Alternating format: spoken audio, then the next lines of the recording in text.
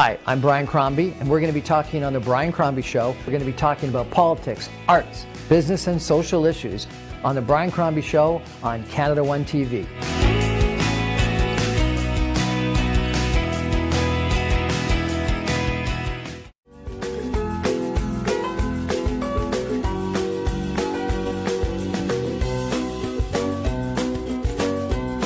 Good evening and welcome to the Brian Crombie Show on Canada One TV. So one of the things that I'm very interested in is the impact of COVID-19 around the world. And so I wanted to invite in Nizar Mawani, who is an international business gentleman.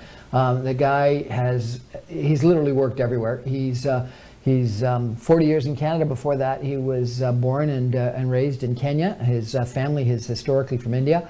And he's worked in the Toronto area. He's worked in Western Canada and Winnipeg specifically. And for the last decade or so, he's been working in Africa, primarily Angola. And he's been traveling around the world. And the gentleman sends me an article or sends me something almost every day because he's the most well-read individual I know. Nizar Mawani, welcome to my show. How are you? Thank you, Brian. Very well. And yourself? Very well, thank you. So you were doing a $100 million project in Angola. In Angola, yes.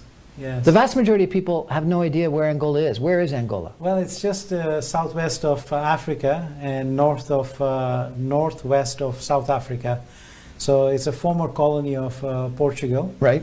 And I think 1975, when it got their independence, the freedom from Portugal, the country went into a civil war until 2003. And there was a lot of money coming through the oil component into Angola. In Angola, because they found oil and they were actually exporting crude oil. And what they found was after a few years, in 2014-15, all those easy petrodollars dried up. And the country is now looking at finding a diversified target, targeting the economy to go in a manner that is more realistic and more prudent in economic development. Right. And you were doing a $100 million real estate development project. Correct. That was a hotel and office building? We finished the 2 office towers, and now we're working on phase 2 of a hotel and 2 more office towers. And is it in the capital of Angola, or? It's in Luanda. The capital is Luanda, and Luanda is about 6 million people. Right. And Angola in total is how many? Almost 30 million people. So about the size of Canada? Size of Canada. Really? Yeah. Now, I think that a lot of people don't get a sense of how big Africa is. And I believe one of the reasons why is the old Mercator projection map. Yes. And what that does is, because the equator goes through Africa, yes. Africa really is depicted in the exact size that Correct. It sort of is. But everything in the northern hemisphere and very far south in the southern hemisphere is magnified because it's really the top of a circle rather than, it's spread out to be like a cone. Correct. Or like a column. And it's interesting because you could take the US, China, and most of Europe and fit India. and India, and fit it within the boundaries of Africa. Absolutely. You could fit most of Europe, United States, China, India, into Africa. And so you've got a landmass which can withhold a lot of people, and it's got a lot of natural resources. And for those of you that find this a little bit difficult, but explain this for a second. You think about, the globe is like this, and Greenland and Canada and even Russia, large land masses, but they look really, really big, because what you're doing is you're taking something and you're expanding it like that to do the Mercator projection that we all look at from a flat map. And as we all know, the world is not flat, it's a globe. And so it makes everything else far bigger, which makes Africa look far smaller relative to them. But in reality, Africa is far bigger. So Greenland is like 5 times smaller. Absolutely. Than it actually looks like. Correct. And let's give some other statistics. So it's 1.4 billion people. And you've got majority of the population is young population. Median average is 20 years old, yes. Where the median average in most of the G7 is like over 40. Correct, double the age. So it's young, it's populous, it's growing at a very fast rate. Correct. How many countries? 54, you said? 54 countries. 54 The GDP countries? is about 1.3 billion right now. And 400 languages? 400 dialects, yes. So I think it is sort of the continent of the future.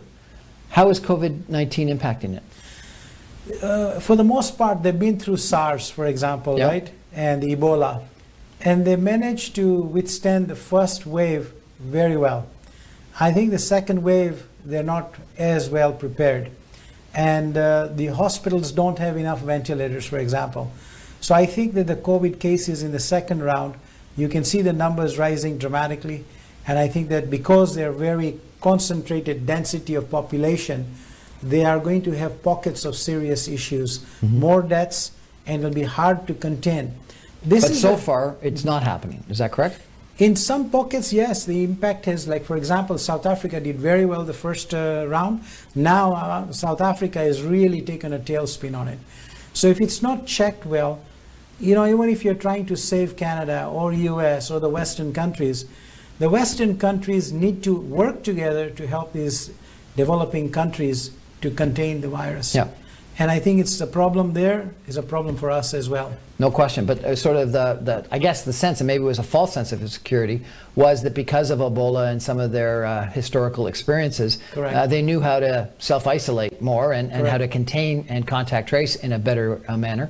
And then in addition, younger populace, and so therefore maybe not as susceptible to getting a bad virus rather than and mortality, rather than just getting the virus and being able to recuperate.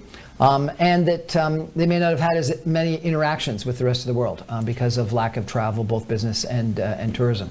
I think true for the rural part of Africa, but the capital cities are well traveled, international travels, United Nations, World Bank, all walks of life. They visit all the capital cities, and so Africa is a growing country, but it has many problems. You know, the GDP per capita is much lower. They have debt, which is now burdening them from China, from US, from Middle East, from Europe. And I think this COVID has now weakened them even more. Really?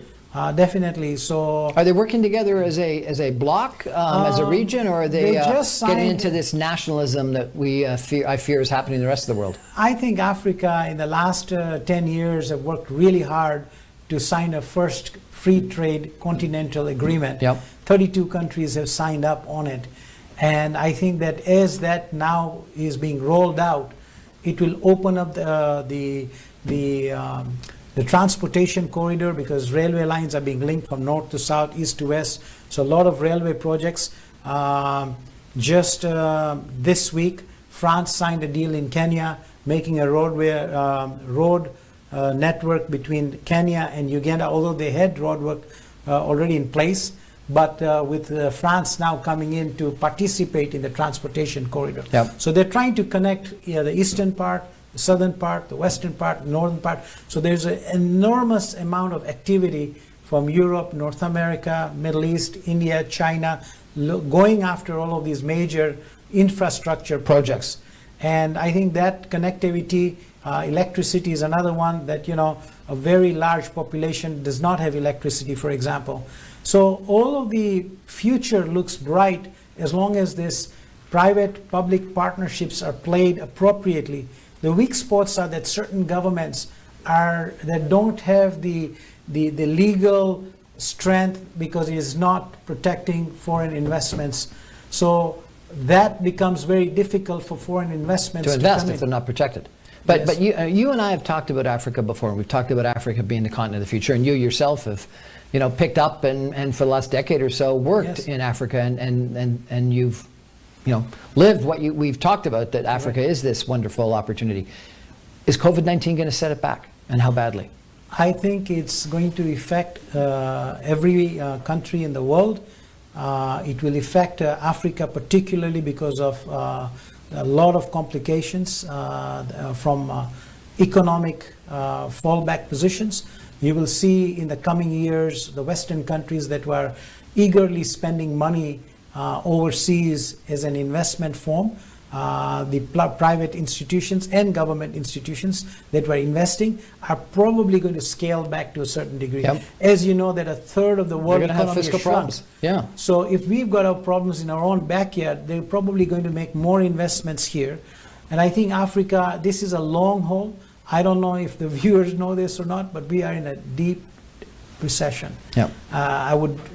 I wouldn't say depression yet, but I think we're headed in the wrong direction if nothing is done about it.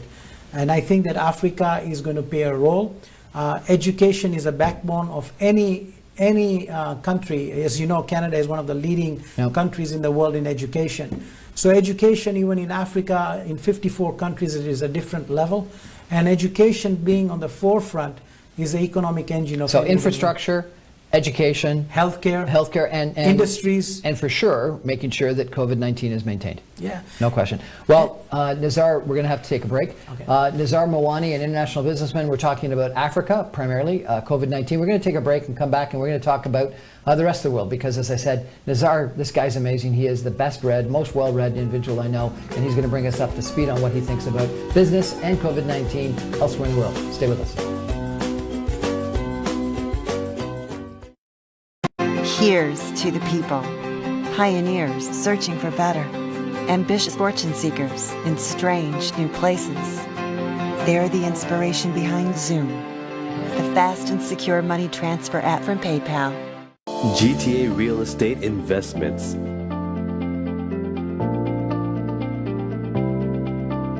Pre-construction or resale.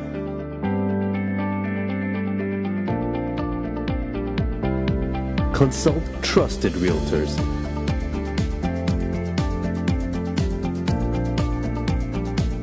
Get first access and incentives. Contact Khalid Aziz or Mashoud Khalid, 647-865-2949. Are you looking for a different type of realtor? Meet Sohail Khan, broker owner of Century 21 Innovative Realty Inc. You don't need to know a lot about real estate, but you do need to know Sohail Khan, who knows a whole lot about real estate. He knows contracts, negotiations, research, he knows the market, and he really knows the area. When it comes to real estate buying or selling, Sohail Khan is a know-it-all. Get to know Sohail Khan, 416-822-0305 or at sohailkhan.ca. Experience excellence. Wajid Malik पेश करते हैं एक और शानदार project in the heart of Toronto, western village. Beautiful brand new homes with 2 bedrooms, 2 washrooms, minutes away from 401 York University and Yorkdale Mall. Exclusive brand new stainless steel home appliances included. Prices starting from only $719,900. Don't miss this wonderful opportunity. Call now 416-827-3333 or visit www.wajidmalik.com. Team Farhan mortgage solutions आपकी खिदमत में पेश 15 साल तजर्बे के हामिल, आपकी जरूरियात और मर्जी के एन मुताबिक कारोबारी, रिहायशी, तामीराती और ज़रूरी मॉर्गेज सर्विसेज. हमारा कम तरीन mortgage rate. Team Farhan. At Team Farhan, we're here for all your mortgage needs. Müşterilerimize iyi ve kaliteli hizmet vermeye özen gösteriyoruz. ونوفر كل التسهيلات القروض المالية لكل أنواع القروض. Here at Team Farhan, we have mortgage solutions designed for you. Team Farhan को एक दफा खिदमत का ज़रूर मौका दीजिएगा. And this is my personal promise to you, you will not be disappointed. At Team Farhan, we have a mortgage solution designed for you. मज़ीद मालूमात के लिए 416-569-9294 या फिर विजिट कीजिए हमारी website www.teamfarhan.com. Welcome to Soho's Fashion Studio, a wonderland of designer and bridal couture, where our in-house designers will design your dream dress and our fashion houses in Pakistan will create it. Find casual to luxury fabrics under one roof. Quality is our #1 priority. We are open Tuesday to Sunday, 12:30 to 7:30. Shipping internationally and within Canada is also available. Visit us at 2275 Britannia Road West, Mississauga, Unit 15. Or call us at 647-967-0351. Air wings travel and tours north America की सबसे बाएतमाद और fastest air travel services. 25 साल का तजर्बा लिए लातादाद affordable travel deals के साथ excellence in customer services on just one phone call. ये है air wings travel and tours. For booking call now 1855-247-9464 or 905-272-2300. Air Wings Travel and Tours. Consumer Choice Award recipients and GTA's top-ranked service provider, Dixie Electronics, authorized dealer of all major companies. Shop with a peace of mind, and low prices are always guaranteed. I promise best customer service and lowest prices in GTA because we beat prices from all major stores and small stores. At Dixie Electronics, our motto is we sell quality and deliver confidence. Dixie Electronics and Appliances, 5120 Dixie Road, Unit 11, Mississauga. Phone number 905-625-5900. Life is precious, and health is the greatest gift. The best investment you can ever make is in your own health and life. Take steps now for your health and life concerns, which includes drug and dental insurance, travel insurance, critical illness, disability income insurance, and super visa insurance. We also provide life insurance, RESP, RRSP, and segregated funds. To make the informed decision, contact Babar Chughtai, your health benefit advisor at 416-816-9210. It's 416-816-9210. Was your family or business prepared for this financial crisis? Want to learn how I prepare my clients with the essential financial planning pyramid for any financial crisis come their way? Hello, this is Zahid Sayed from Arooj Financial. For your complimentary Zoom or Skype meeting, call my office at 905-624-0008 or visit aroojfinancial.com. Buying or selling a residential or commercial property is one of the biggest financial decisions most people will make in their life. The real estate lawyers at Alam Law Chambers will guide you through the complete real estate laws to ensure your transaction completes on time and your dreams come true. Reliable and affordable. Alam Law. If you are looking for a reliable, professional, and affordable travel agency in your town, then your search is over. Global Travel and Tours is your personal travel partner. Our dedicated staff at Mississauga, Jeddah, and Islamabad is always ready to make your trip hassle-free, memorable, and cost-effective. We will assist you with hotel reservations, the transportation, visa assistance, and travel insurance. We are the #1 pilgrimage specialist for Hajj, Umrah, as well as ziyarats to Iran and Iraq. Global Travel and Tours is a one-stop solution for your travel, immigration, and Forex needs. We are IATA approved agents and an authorized Umrah agent. To book your holiday or Umrah package, please give us a call right now at 1-877-275-3555. We look forward to hearing from you. Hi, I'm Brian Crombie, and we're going to be talking on The Brian Crombie Show. We're going to be talking about politics, arts, business, and social issues on The Brian Crombie Show on Canada One TV.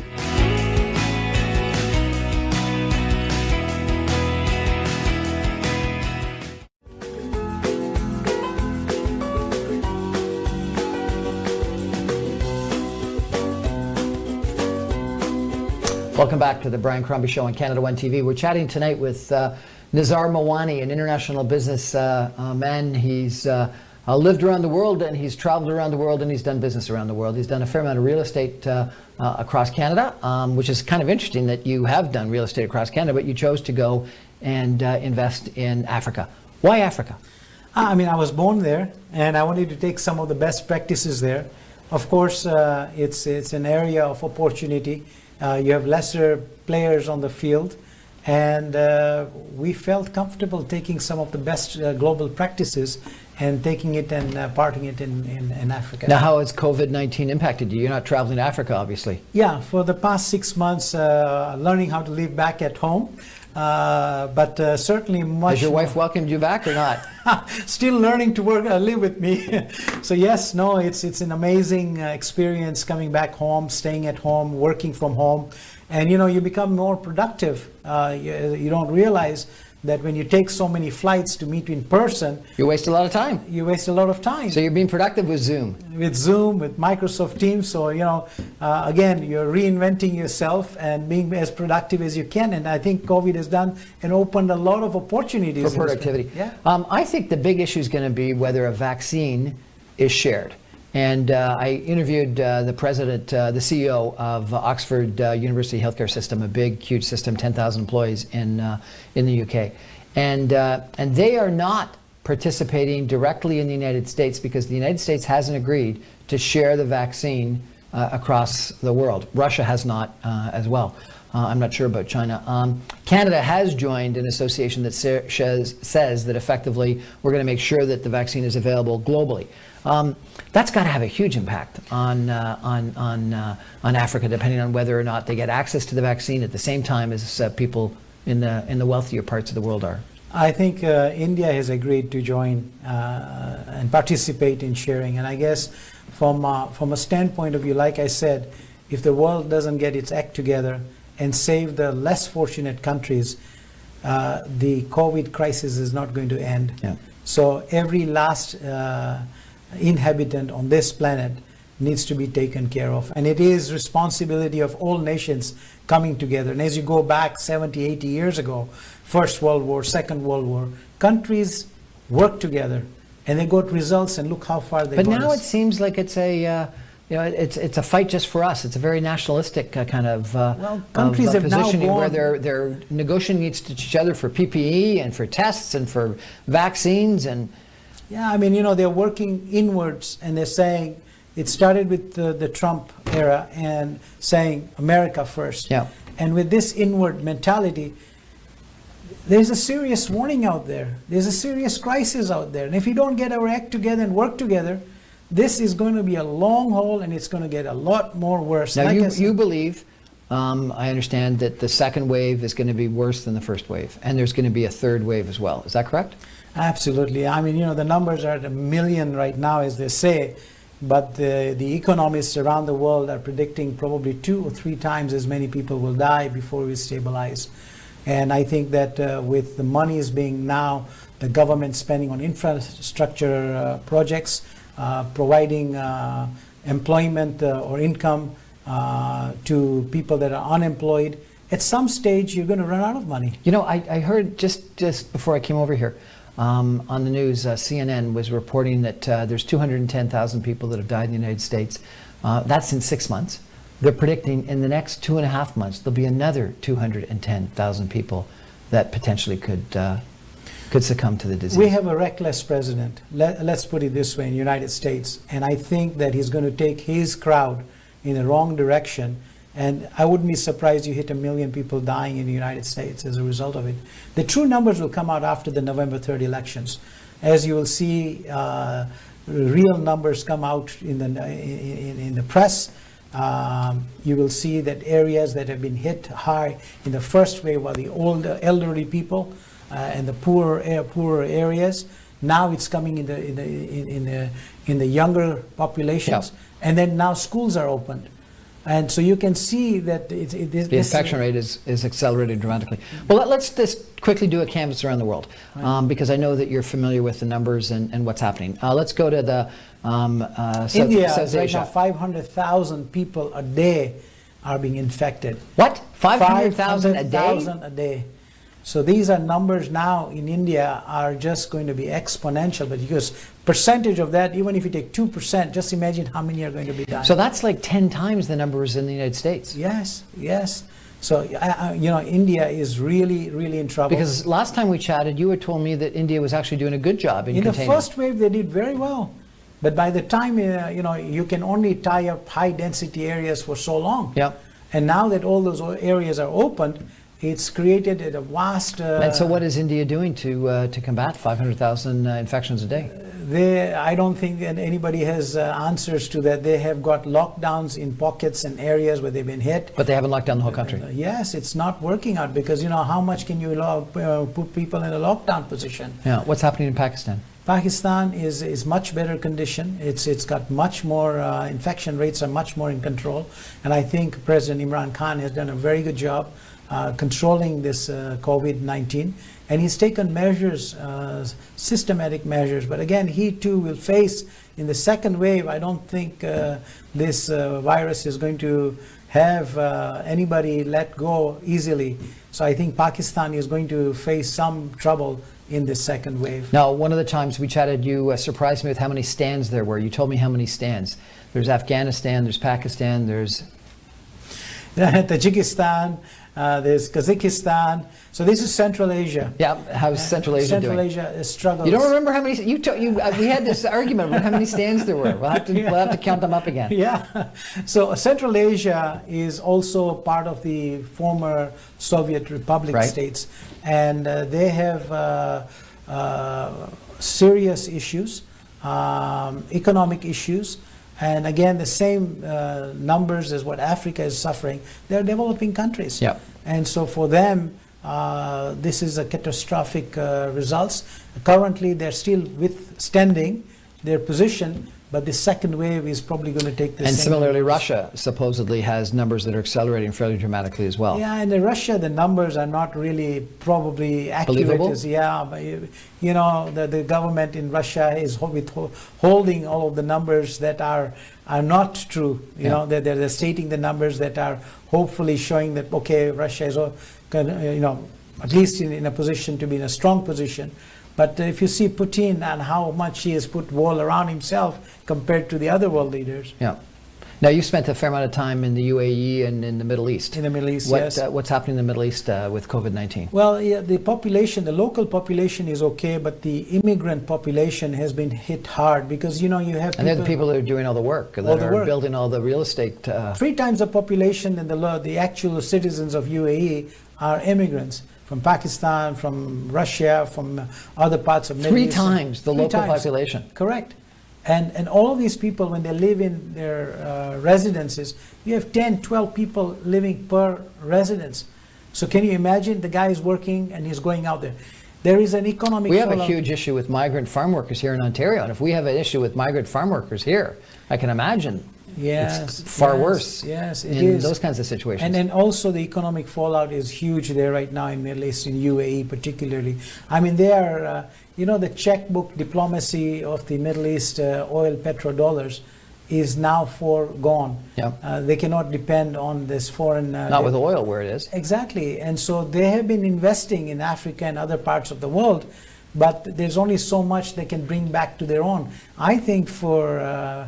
just looking at how the skyscrapers are in, for example, UAE, you can see it's a very overbuilt country. And you see Emirates Airline is opened up. It's all the flight routes, hoping to get travelers to come in and come back and revive their economy. Singapore just announced it's opening up its borders. And so Far East, you know, Vietnam has done really well. South Korea has done really well. Really? Vietnam has? Vietnam has done, I think it's one of the best countries out in Southeast Asia. So authoritarian countries seem to do okay. Yeah, I mean, they they suffered from the previous illnesses, and because they're just neighbors with China, with all the diseases, they were very prepared, and it's a model that one can learn from.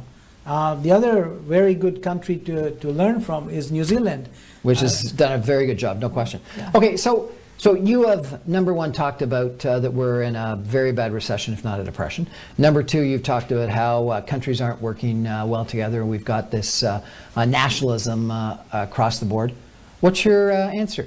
What's your recipe for how we solve this problem? One person at a time, and I think Canada first needs to lead the way.